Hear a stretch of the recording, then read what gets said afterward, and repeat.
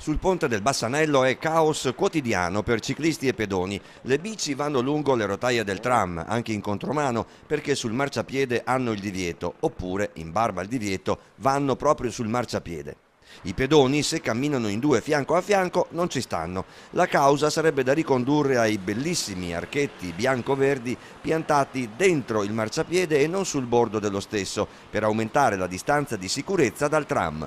Pensate il caos fra pedoni in entrambe le direzioni, biciclette che comunque passano su questo marciapiede e che non hanno alternativa e al passaggio di entrambi sono costretti o a spordersi affacciandosi sull'acqua del Bacchiglione oppure a spordersi guardando il tram. I ciclisti avrebbero un percorso dedicato alternativo al ponte, la passerella ciclopedonale gigante sul Bacchiglione a poche centinaia di metri, che però non sbarca su via Guizza ma resta sulle sponde arginali, quasi una cattedrale nel deserto. Qual è la proposta per mitigare questo caos? La proposta più semplice e facile è quella di riportare gli archetti che delimitano oggi il marciapiede restringendolo alla loro posizione originaria, quindi a 1 metro di distanza rispetto a dove sono ora, lasciando in questo modo passare più agevolmente sia i pedoni e permettendo anche alle biciclette un passaggio in totale sicurezza.